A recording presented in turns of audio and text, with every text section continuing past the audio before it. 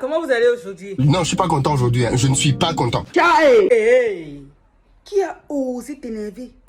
Je me rends compte que on est vraiment englué dans de sérieux problèmes en Afrique avec la mentalité du magique et la mentalité de la sorcellerie. Comment ça? Ce sont des forteresses qui bloquent les gens dans leur vie. Mon frère. Mais monsieur, êtes-vous d'accord avec cela? L'oiseau sur le baobab ne doit pas oublier qu'il a porté des lunettes. What? Madame, s'il vous plaît, c'est quoi votre avis? Wow, ok, elle va se remettre de ses émotions. Donc, poursuivons d'abord. Monsieur, s'il vous plaît, vous disiez que qu'est-ce qui vous a poussé à en parler là maintenant? J'ai fait une vidéo ici pour parler de Paul Pogba et de son rapport avec son marabout sur qui il comptait pour se protéger. Ça se souvient, hein? Marabout? Comment ça? Le gars, il va voir un marabout pour se protéger des blessures et il est le plus blessé. Bon, déjà, pour ceux qui n'ont pas compris, marabout, c'est quoi? Des gens que tu vas voir, que tu payes et qui te font des promesses. Comment vous pouvez encore croire de nos jours que les Africains doivent continuer d'aller voir ce genre de personnes pour s'enrichir ou pour se protéger? Monsieur, s'il vous plaît, dites-nous, est-ce que vous y croyez?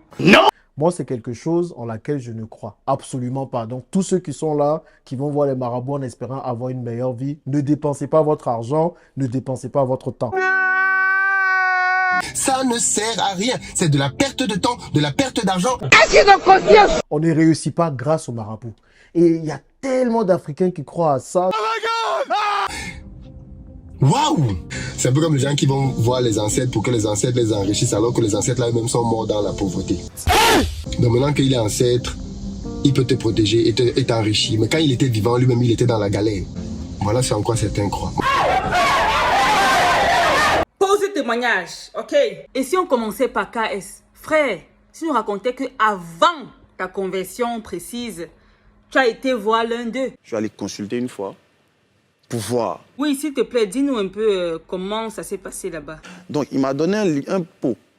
Le pot, il me dit, tu te laves avec ça à partir de minuit, mais tu dois être dans un espace où tu vois le ciel. Si tu rates un jour, tu reprends.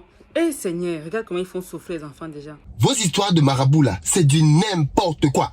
Je dis bien, hein, c'est du gros n'importe quoi. Donc à minuit, tu vas te laver à ciel ouvert. Waouh. Donc, à minuit, il faut me voir au quartier, en train de chercher maison inachevée pour me laver.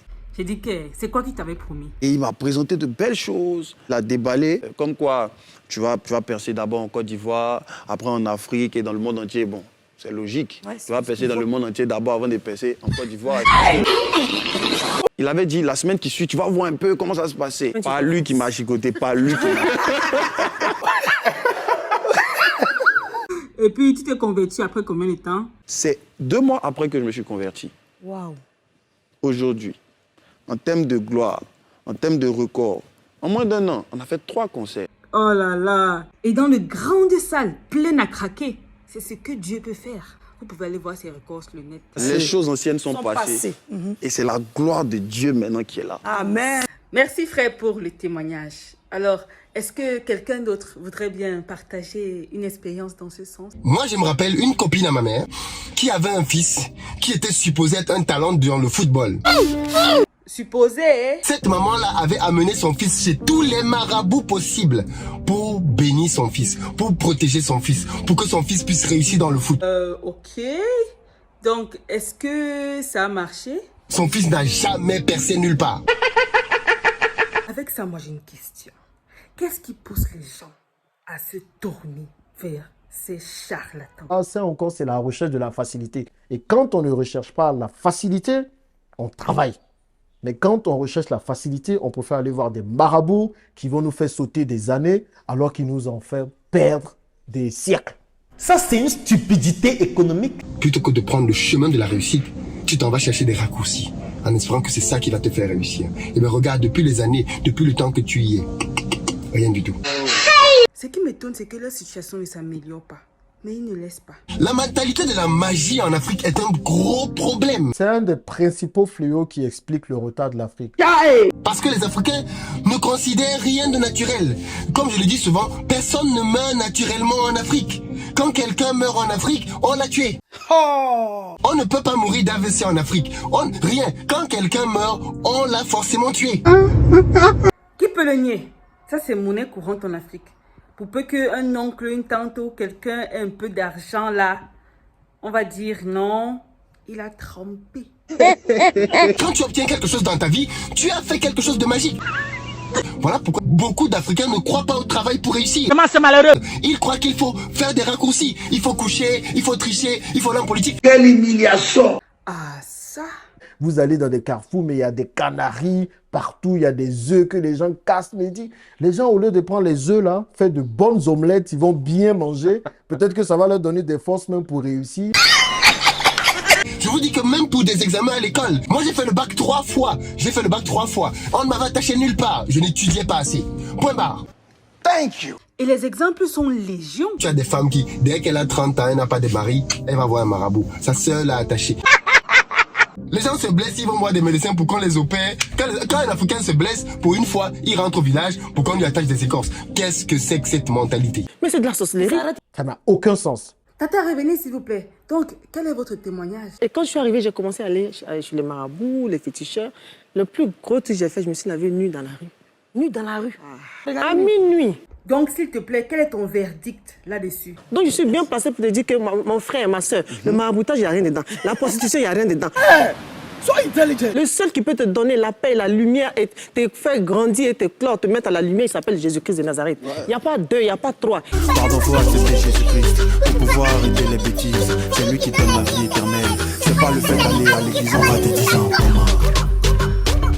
Grand frère, il y a un terme que tu as utilisé pour expliquer ce phénomène. Tu as dit que les gens se... Les gens se déresponsabilisent. Oui, c'est-à-dire... Et c'est toujours ce côté attentiste, ce côté, ce sont les autres qui vont faire en sorte que je réussisse. Qu'est-ce que c'est que ça? Ah, d'accord. C'est que toi-même, ta propre réussite, tu préfères aller voir quelqu'un. Ça, c'est pas déjà normal. Je vais vous poser une question sincère. Ok, tonton, nous t'écoutons. Si les Africains étaient si forts que ça, avec toute leur sorcellerie et leur magie, comment on nous esclavagisent pendant 400 ans? Est-ce à dire que tu ne crois pas qu'il y ait un monde spirituel, genre un monde invisible, à part celui que nous voyons ici? Je ne dis pas, attention, qu'un univers spirituel n'existe pas. Moi, je suis croyant, attention, je crois en Dieu, je suis chrétien. Il y a des gens qui ont des capacités, des aptitudes spirituelles. Donc, je crois que Dieu bénit. Il y a une différence entre ça et dire que tu vas aller voir un marabout pour que le marabout te protège. Mais s'il pouvait protéger, pourquoi il ne se protège pas lui-même? Toi, tu n'as jamais consulté un marabout, même avant. Dans ma famille, on ne voit pas les marabouts. Moi, c'est quelque chose en laquelle je n'ai jamais cru et en laquelle je ne croirai jamais. Et je n'ai rien obtenu dans ma vie grâce à un marabout. Rien du tout. Quel est donc, si j'ai pu me permettre, le secret de ton succès sur le plan international? La seule chose sur laquelle j'ai compté jusqu'à présent, c'était la grâce de Dieu. C'est tout. La grâce de Dieu, point barre, rien d'autre.